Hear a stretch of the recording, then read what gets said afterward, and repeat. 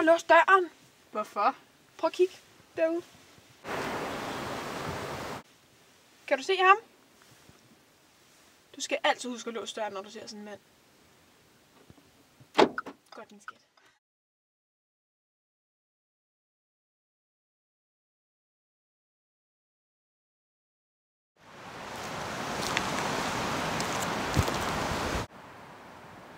Vil du godt hjælpe mig?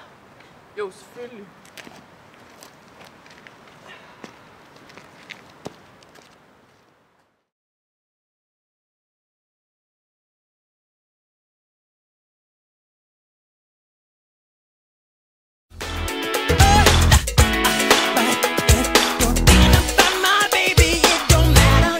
Black or white.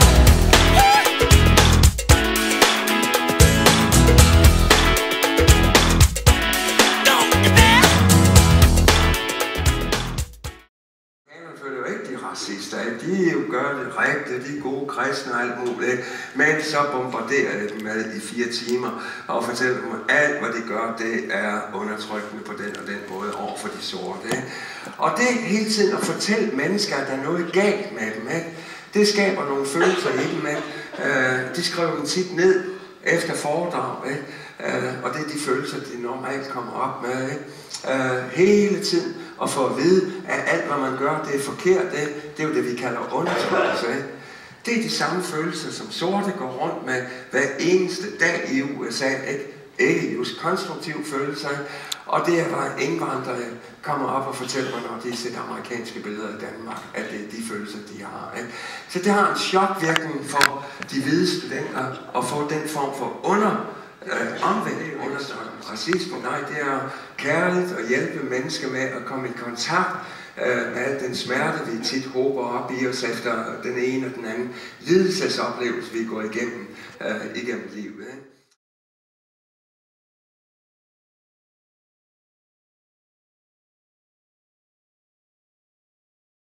Så derfor vil jeg så lige illustrere, hvordan jeg selv blev racist. Så håber jeg, I kan følge mig lidt. Jeg voksede op i en helt anden tid, hvor vi ikke havde indvandrere, men ja, vi tænkte kun dårligt om de der grønlænder, ikke? Men, og jeg troede i hvert fald ikke, jeg var racist, ikke? Og jeg havde hørt om Martin Luther King og alt det der i skoletiden. Jeg ville gå over og støtte de der sorte, ikke? Men hvad sker der med alle os danskere, når vi kommer til USA? Vi bliver jo straks racister, ikke? Typisk så kommer vi til første bo hos hvide familier, ikke? Der hele tiden bombarderer os med don't walk 2 blocks this way, don't go 3 blocks this way, ikke? Og hele tiden planter de frygt i os, ikke? Advares mod smertens børn, ikke? Og jeg var jo ung og naiv og anede ikke, hvad jeg skulle tro på, ikke?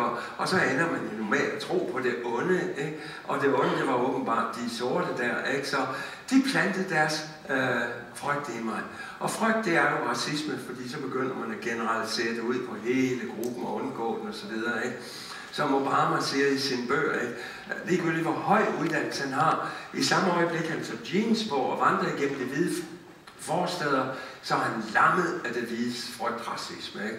Eller hvis han prøver at tage en taxa om natten, ikke? Som sort mand, han kan jo stå og vente i timevis på det, ikke? Og det skaber jo yderligere vrede, de mennesker, vi ghettoiserer på den måde, ikke? Men det er jo pladask, den racisme, jeg ramte lige ind i, ikke? Og blev plantet i mig, ikke?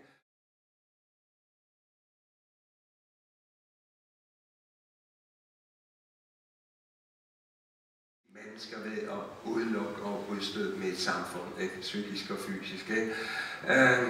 Og den vil jeg lige illustrere fra USA, hvor jeg har set den hele mit liv, ikke? Når vi alle sammen, også gode hvide i USA, hele tiden går rundt og tænker dårligt om de sorte, finder fejl hos dem, bebrejder dem, tager afstand fra alle de små ting, ikke?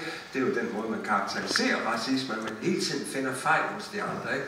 Og vi så sidder på magten, så tvinger vi de sorte børn, der vokser op i det samfund, til hele tiden at aflæse vores negative tanker om dem. Med det resultat, at de tidligt mister troen på sig selv, troen på deres egen fremtid og evner osv., ikke? Og det kan I jo se i skolesystemet, ikke? Sorte og hvide børn, de føles lige, ikke? Og de klarer sig lige godt op til 4. klasse, så løber de ind i det problem, vi allerede i Danmark kalder 4. klasse syndrom, ikke? Det er der, de begynder at internalisere vores racisme og miste troen på deres egne evner og fremtid osv., ikke?